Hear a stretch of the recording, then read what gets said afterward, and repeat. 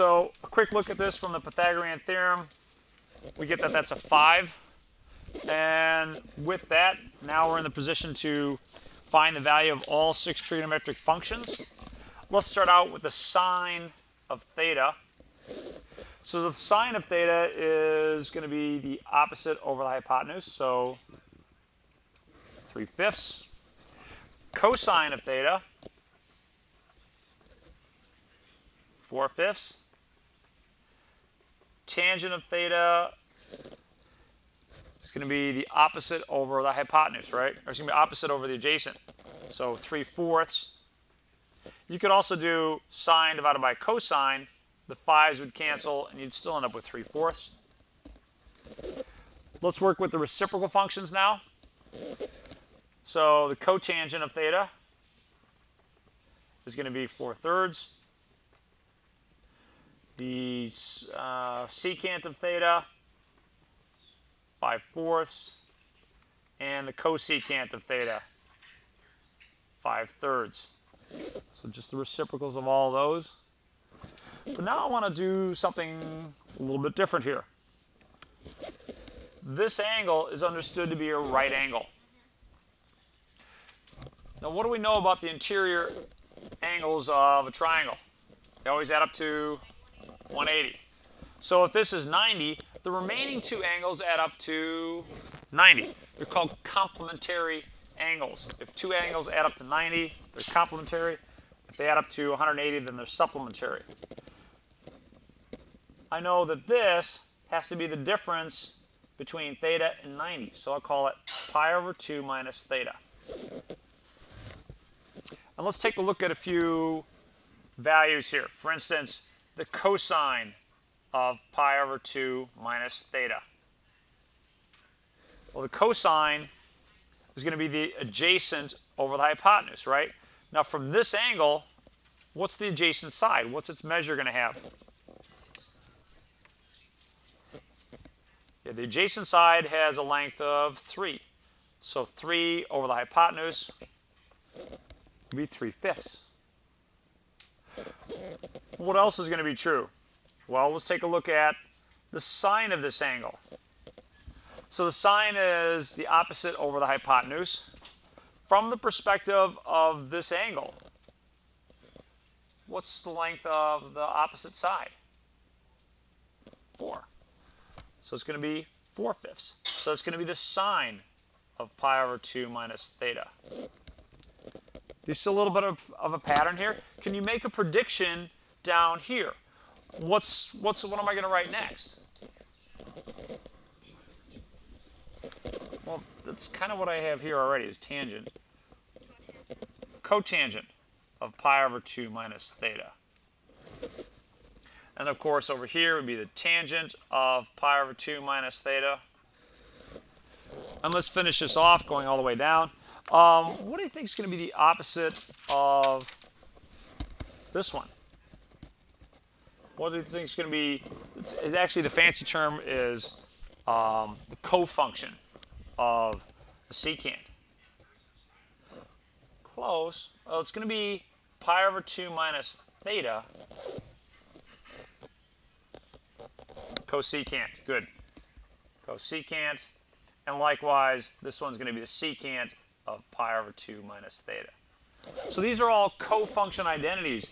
And really what it's showing you is the intimate relationship between a lot of these functions.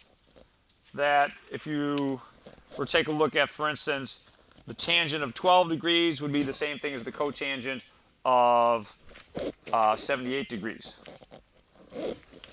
So trying to see if there's a nice summary of those things in the book. No, not seeing it. But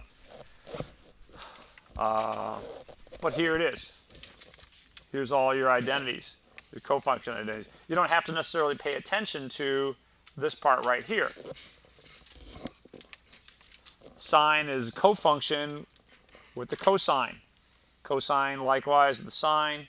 Tangent and cotangent, secant and cosecant. All these are cofunctions of each other. I just used our triangle here to help prove some of that stuff. Where can you use that? Where can you apply it? Let's take a look at problem number 20. Tangent of 12 degrees minus a cotangent of 78 degrees. Now, after you do a couple problems like this, what's going to catch your eye is this. 12 and 78 add up to 90, right? So you start looking at that going, oh, well, these are cofunctions of each other. So I can rewrite this. I can write that as the tangent of 12 degrees minus, well, what's the cofunction for the cotangent? Tangent. So if I start out with the cotangent of something, it's going to be 90 minus theta, or the tangent of 90 minus 78, tangent of 12 minus a tangent of 12. Hold on while I pull out my graphic calculator for that one. Or I'm kidding. Tangent of 12 minus tangent of 12 is 0. Okay.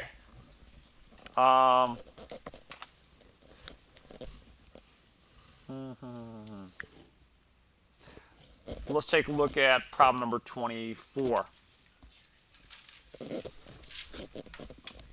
Are we okay with this one? Problem 20?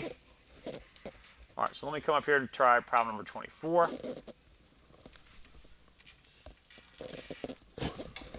One plus the tangent squared of 5 degrees minus cosecant squared of 85 degrees. Well, this one's looking tempting / interesting. Let's remind ourselves a little bit about the Pythagorean theorem as it relates to tangent squared, etc. We'll start with the regular Pythagorean theorem. Sine squared of theta plus cosine squared of theta equals 1. Now, because of this problem where I've got a tangent squared is sine squared over cosine squared, let me divide this through by cosine squared of theta.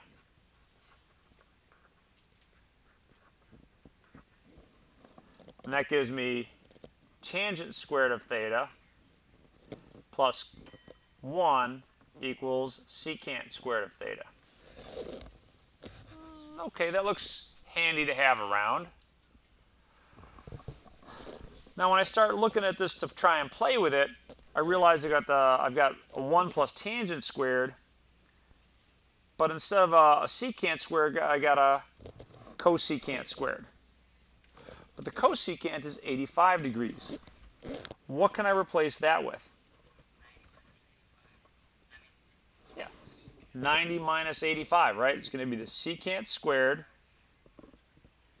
And you know what? You don't have to write this step, 90 minus 5. If you want to just cut right here to the chase,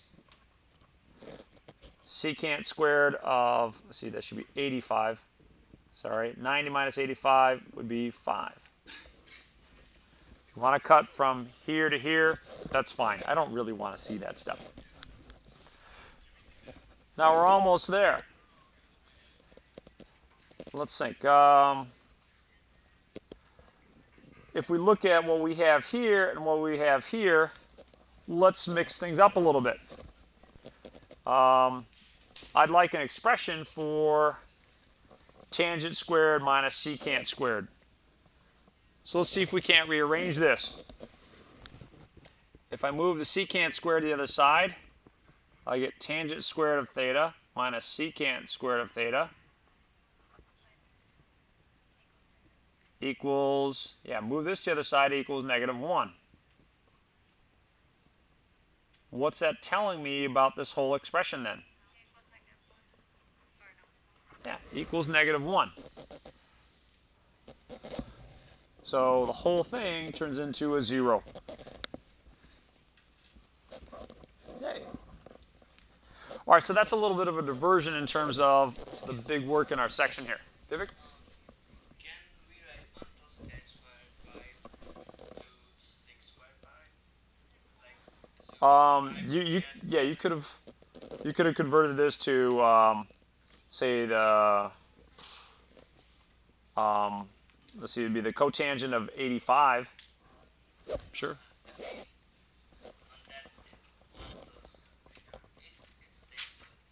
Oh, okay. You could have, yeah, you can converted this to secant squared of 5. Yeah, that would have been fine. So if this is secant squared of 5, so it's a different way to do it, but it works just as well, maybe even a little bit easier to say, gee, this right here is secant squared of 5. So if you do it that way, then you end up with secant squared of 5 minus secant squared of 5. I'll wait while you get out your calculator. All right, so there you go.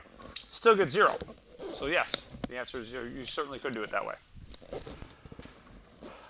Now our goal in this section is to mostly to work with problems that ask you to solve the triangle. And let me start by explaining a little bit more about what that means and our notation for this section and beyond.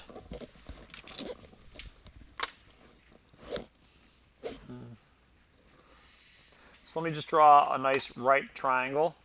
Not trying to draw it in any special way.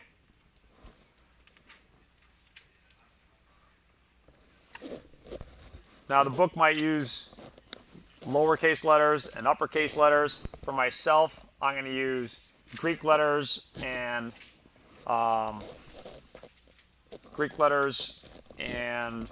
regular alphabet characters. Yeah, English. You know what? And I think I regret drawing a right triangle because it doesn't necessarily have to be a right triangle in sections 4.2 and beyond. In this section, it does have to be a right triangle. But let me give you the lineup that we're going to use first. But what we're going to do in this section applies only to right triangles, so-called right triangle trigonometry. All right, so I've done my best not to make this look like any special triangles, not an equilaterals, not an isosceles.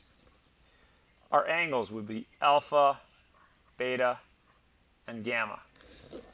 The Greek ABC.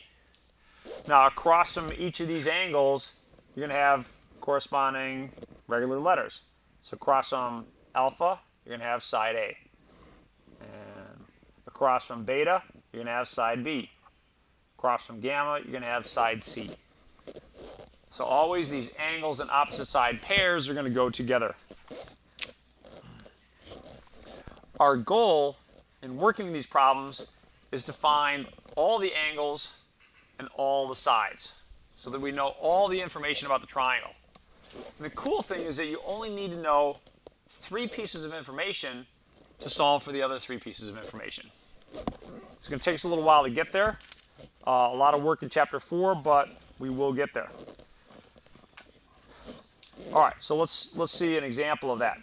We'll start with problem number 30. Now in this section, in section 4.1, C, or actually I should say gamma, is understood to be a 90-degree angle. So in section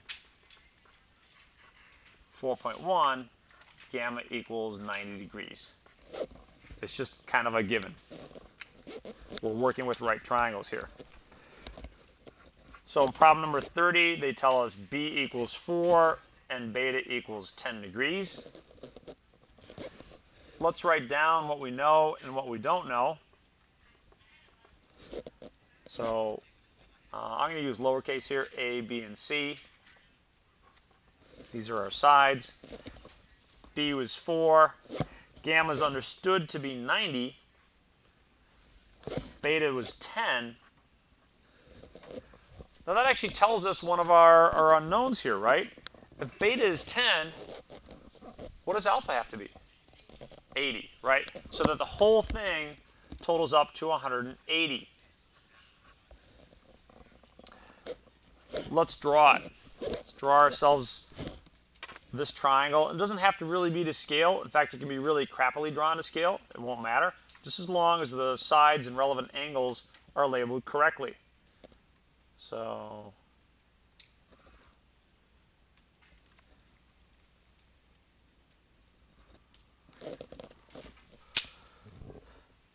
here's C. That's your 90-degree angle. Then I better make this beta, which is a 10-degree angle. And this would be alpha, which is a 90-degree angle. And I need to label one of these sides 4. 80, thank you. I need to make one of these sides 4. Well, that side that's 4 better be opposite this angle. So that's a 4. And I need to figure out C and A. Well, the interior angles have to add to 180, but the sides don't have to add to anything. There is one thing that's true about the sides. Any two of the sides have to add up to more than the third side. You're not going to be able to solve, you're not going to be able to make a triangle unless, say, these two sides are longer than this one. If that's not the case, then you can't form a triangle. Let's try and see that a little bit. Let's take a look at an extreme.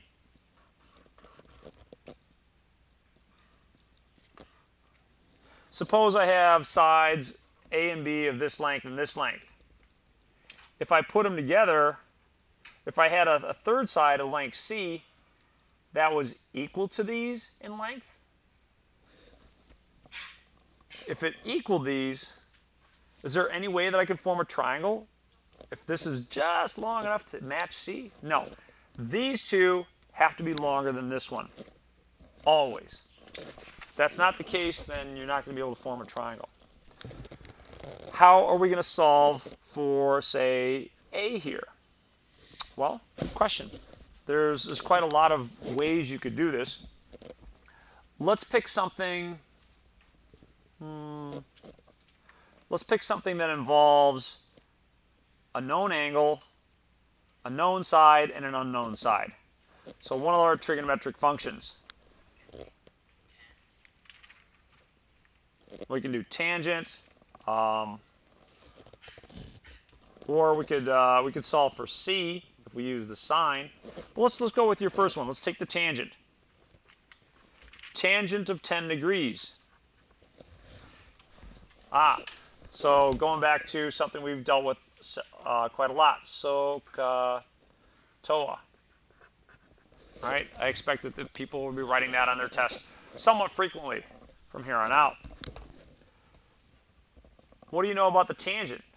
Tangent is opposite over adjacent. So in this case, that's 4 over A. That allows us to solve for A. So if I multiply both sides by A, I get A tangent 10 equals 4. Or 4 divided by the tangent of 10 is A. There's one thing you got to be careful of when you calculate this. What is it? Yeah, degrees and radians. Up till now, we've had our calculator pretty much in radians. For convenience, we're going to work in degrees for a lot of the stuff. Practically speaking, it's easier to think in degrees. It's going to be a little bit more friendly. So 4 divided by tangent of 10. Tangent of 10. Let's round our answer to 2 decimal places, 68.5. Now, if you need to work with this number further, to say, all right, well, I got the one side, now I need the other side, then store it. Don't use the rounded version of it. You can hit the store key. Now, when that comes to that point, I'll do that. But for now, 22.69, we'll call it. So 22.69. So whatever side C is, it should be less than, say, 26.69. It has to be less than the sum of those two. Does that make sense? Yeah, that looks reasonable. There's 2 ways that you could figure out side C. What are they? Pythagorean theorem. Nothing wrong with that. That's a nice, friendly way. But in this case, just for the practice, since we already know this one, 22.69, let's see if there's another way that we could solve for, say, side C. So yeah, let's use the sine. So the sine of 10 degrees is going to be the opposite over the hypotenuse, 4 over c. So that means c times the sine of 10 degrees equals 4. And just to be clear here, I don't want to lose anyone. What did I do to get that? I multiplied both sides by c. On the right-hand side, I got some cancellation, and then I got c times sine of 10 on the left-hand side. Anna, what do I have to do to finish solving for c here?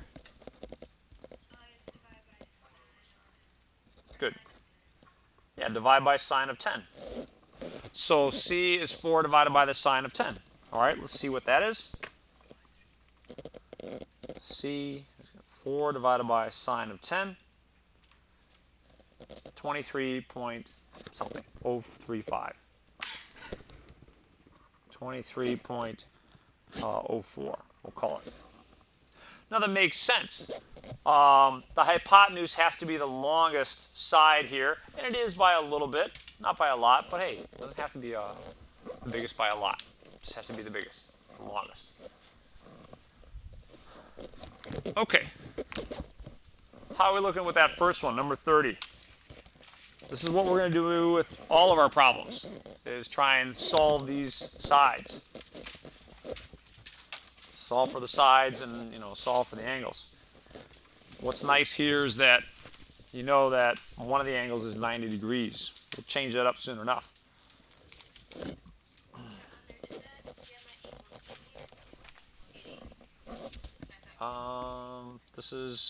This is 90. That's 80. Oh, it should be alpha. Thank you. Okay. Let's move on to problem number 38.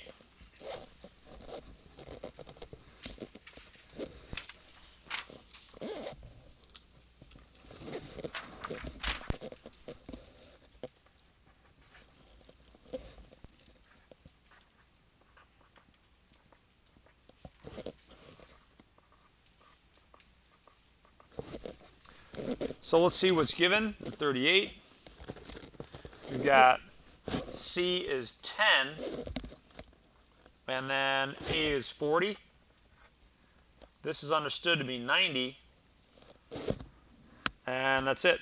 So we're going to find this, this, and this. Well, beta should be a no-brainer. What's beta? Yeah, it's 50. Remember, this has to add up to 180 degrees, so that's 50. B and C, don't know those. So let's just draw ourselves a little triangle.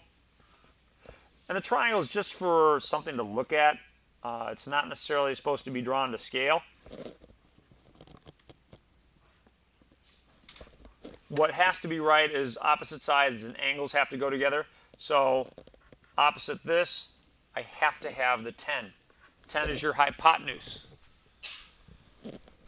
Side A and side B, don't know those. But if I draw this as side B, then this is my 50-degree angle. And if I'm drawing this as side A, then this is alpha equals my 40-degree angle. And now I'm all set. There's a huge variety of ways you could solve here. What you need to do is pick a trigonometric function that involves a known angle, an unknown side, and a known side. And there's just literally dozens of opportunities here. So what do you see? All right, sine of which angle? All right, thanks, Vivek. Sine of 40 degrees. 3, what would the sine of 40 degrees equals?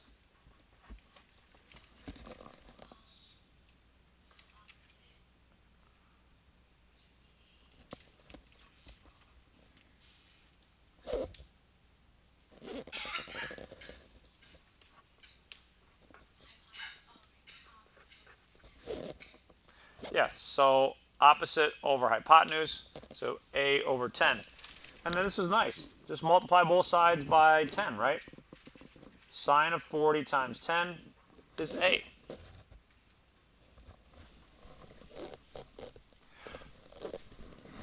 I also need to figure out what b is. So before I take out my calculator, let's get an expression for b. Dan, can you help me out? What would be an expression that allows me to calculate b?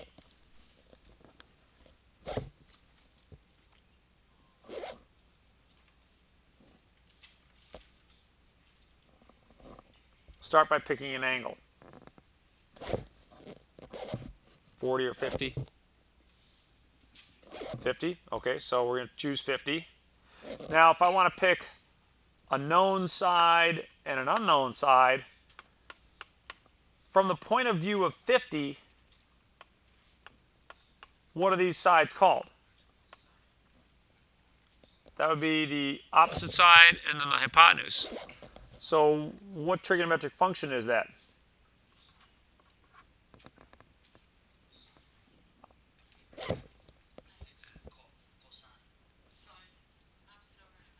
Opposite over, there you go, sine. Opposite over hypotenuse. So it's the sine of 50 degrees. So again, you're trying to figure out something that involves your known and your unknown. We get 10 times the sine of 50 equals b. And then it's just a matter of taking out your calculator and calculating both of those. I'm going to round my answers to the nearest hundredth. On an exam, I'll tell you where I want it rounded. 10 sine of 40 and 10 sine of 50. Those round to about 6.43 and 7.66.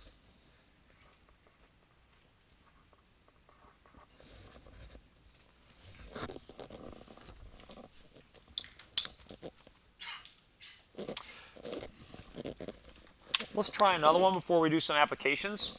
And it is actually kind of an application. It dovetails nicely with the math and the movie stuff that we were looking at just a minute ago. There's a term that you hear quite often in astronomy, because in astronomy, distances get so far away. I mean, you know, some of the stars that we see in the night sky are just unimaginably far. And one of the things that they talk about is what's called a parsec. And it's a contraction of a couple words, parallax and seconds. It's a parallax second of arc. So I think I've got a nice little picture here pulled up on the web. That's how fast the Millennium Falcon flies, right? Yeah. You know what's funny? That's a good blooper, because he did the Kessel run in 12 parsecs. Well, the parsec is a distance. It's like I did the run from Royal Oak to Orchard Ridge campus in 12 miles. Well, no, you do it in maybe 12 minutes or something like that. It's a time that you're looking for. So here we go. Parsec. What its definition is if you were to form a right angle between the Earth and the Sun, and a little tangent out here, looking at a star, if this angle right here is 1 second of arc. You remember 1 second? How was 1 second defined? 1 second was, well, let's see, a degree had how many minutes? 60 minutes. And each minute had 60 seconds. So this is 1/3600th of a degree. It's a ridiculously slim angle. But if you view a star at that angle, then that's 1 parsec. Now, the astronomical unit, that's a distance that we know pretty well. That's 93 million miles. So let's draw ourselves a little triangle and figure out how far away something is if it's 1 arc second away. So let's switch over here. There. So this is way exaggerated, of course. I wonder how far you'd have to go before you get to the width of a human hair. Probably quite a few hundred miles before you get to the width of a human hair. So this distance, this side over here, is 93 million miles. this angle is 1/3600th of a degree. So let's see, that'd be the sun and Earth. Let's look at it from the point of view of a star. Let's figure out the distance this way. That's 1 parsec. So call that side A.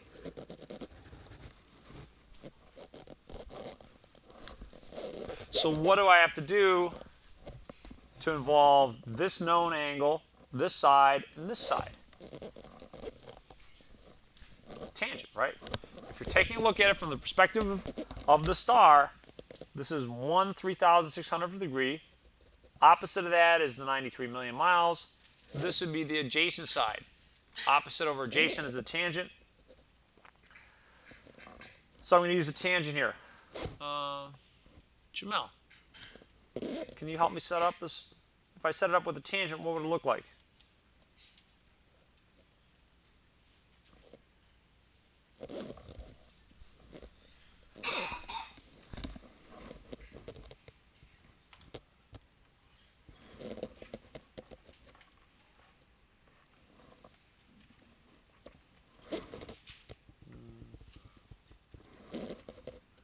All right, 1/3600 of a degree equals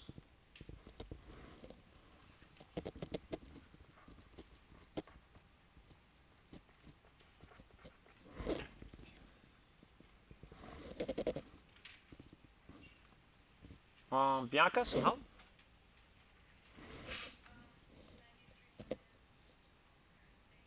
Good. Opposite over adjacent. So that'd be your opposite side, that'd be your adjacent side. So 93 million over A. If you multiply both sides by A, we'll get A tangent 1/3600th of a degree equals 93 million. And we divide that by tangent, we get 93 million divided by the tangent of 1/3600th of a degree. Calculate that on your calculator. You should get a pretty big number in scientific notation. That number will be 1 parsec.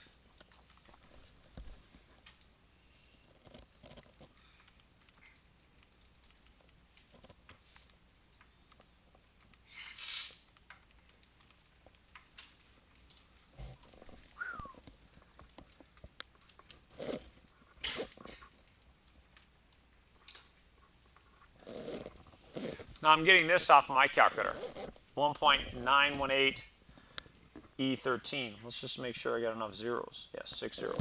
Are you guys getting that? Do you know what this means, though? It means a lot, right? All right, that's a good way to look at it. But what does it actually mean?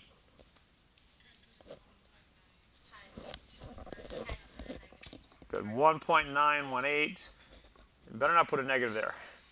Times 10 to the 13th miles.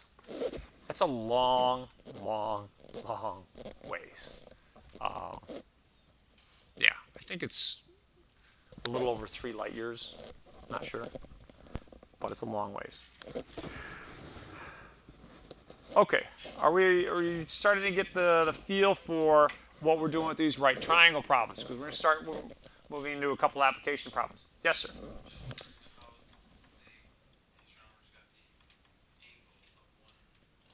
1 second or 1.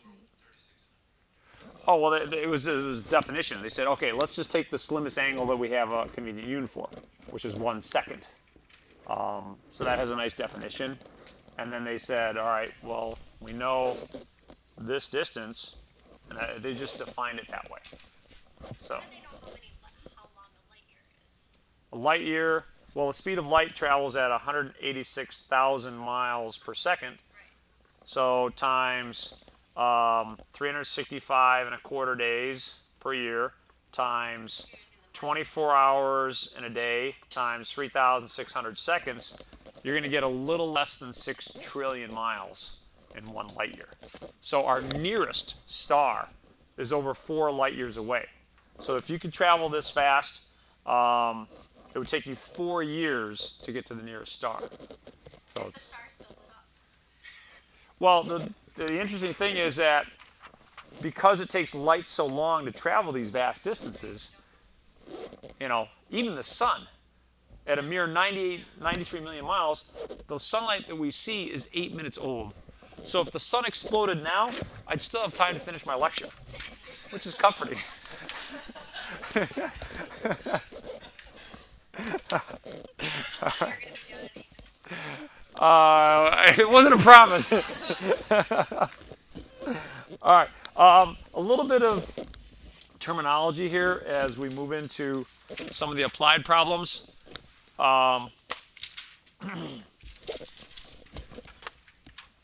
So you're going to run into a couple of these. Now the horizontal line that I'm drawing is the horizon. And then sometimes you have sight lines that are above or below the horizon. If your sight line is above the horizon, then this gap here, this angle, is the angle of elevation. And maybe we'll call this one, well, no, I'll just be polite. This one here is the angle of depression.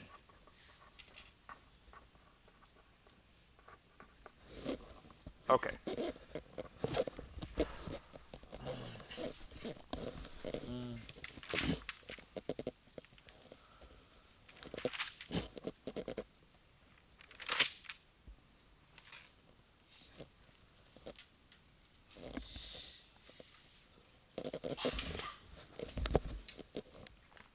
Let's start with problem number 52.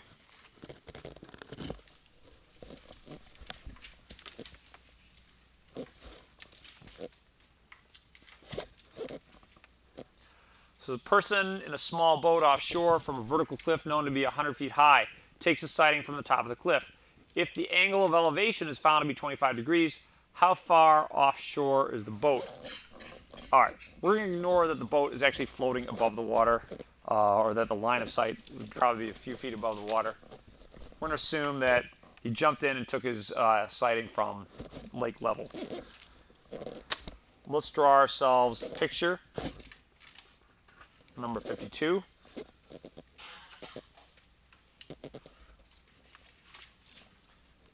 So over here we have a cliff. We're going to assume that cliff is nice and vertical. And I know the height of that cliff. The height is 100 feet.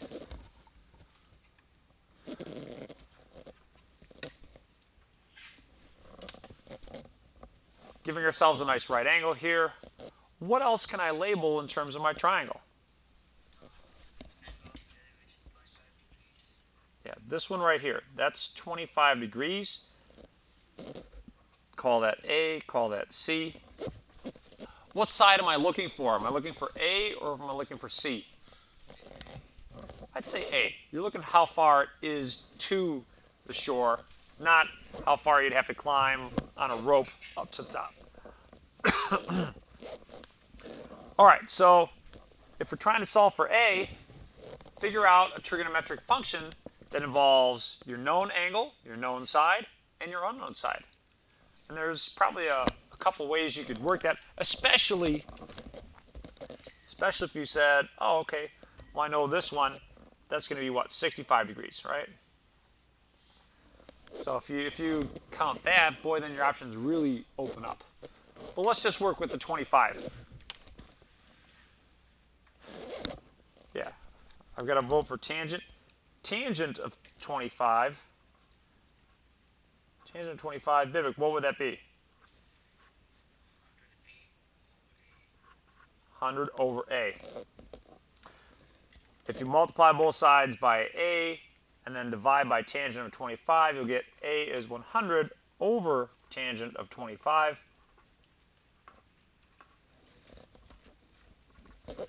And then just calculate it to whatever accuracy you need.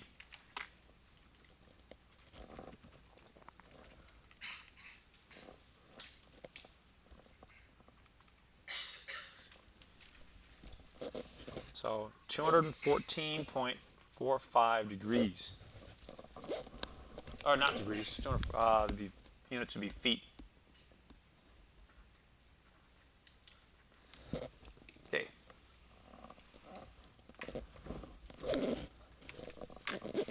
So not so bad. Would we ever be asked, since it's given in feet, to then convert it to inches or?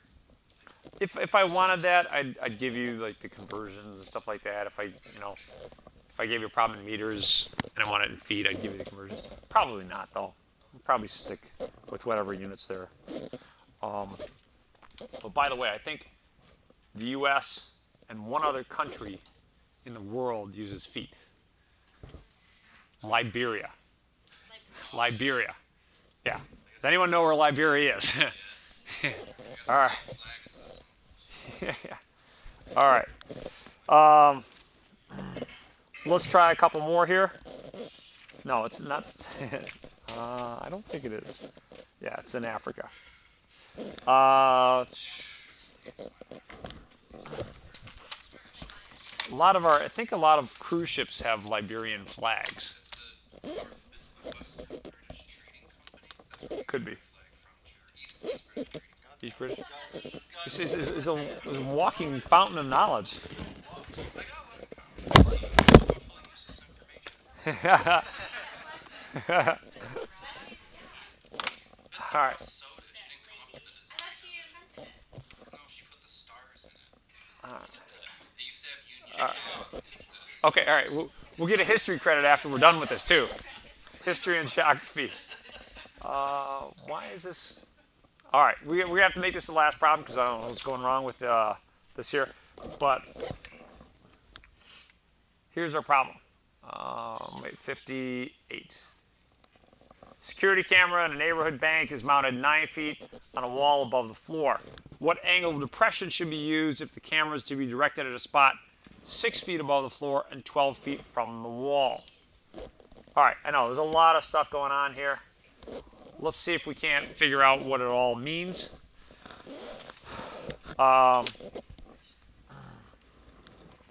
Maybe we'll just finish this up by actually solving the triangle. So let me draw what's going on here. Oops, other way. Problem 58. So the camera is 12 feet up on a wall. So it's right here. Is it under 12 feet? Or is it, no, it's aimed 9 feet above the floor. All right, thank you. So it's 9 feet above the floor. And we're aiming at a point 12 feet away. So I get the wrong side as 12. 9 feet here. 12 feet is this distance. And then 6 feet up. So distance of 6 feet here. So there's 9. This is 12. Well, the triangle that we're going to form is up here at the top. That's also 12. And this distance, we don't need to know, although maybe we will calculate it. What we want to figure out is the angle of depression. This angle here. So if this is 6, this distance here, what's this distance here? 3. Good. Just the difference between 9 and 6. You could, if you wanted to, figure out by the Pythagorean theorem. This would be the square root of 153, but we don't need that. We should be able to do it with the numbers that we have here. So how can we figure out theta?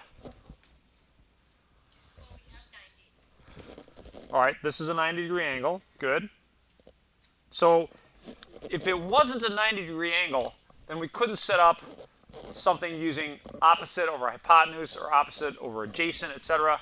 That only works if you have a right triangle. I can't emphasize that enough. It's going to be your downfall in the next 3 sections when we start leaving, or when we leave the comfort and security of a right triangle. Opposite over hypotenuse only works when you're dealing with a right triangle. But that's what we've got right now. So let's continue. What's going to involve this side, and this angle? Tangent. Try and write down what the tangent of theta is going to equal.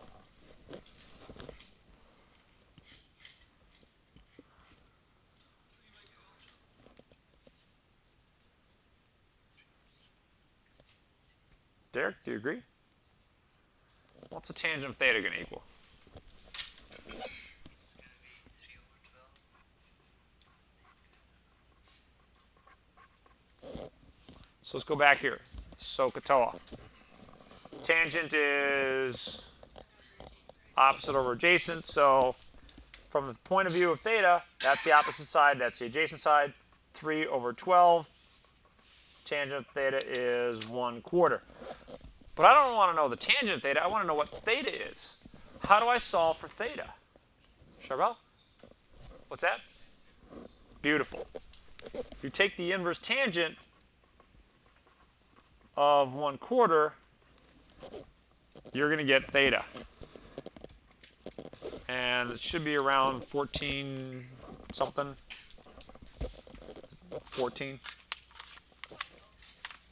14.04. Thank you. 14.04 degrees. Okay. How are we looking on that one? Okay. This is a good one to end on because it gave you an example of where we solve for theta as opposed to solving for a side for a change. So for homework, try 19 through 45, 49 through 55, and 61.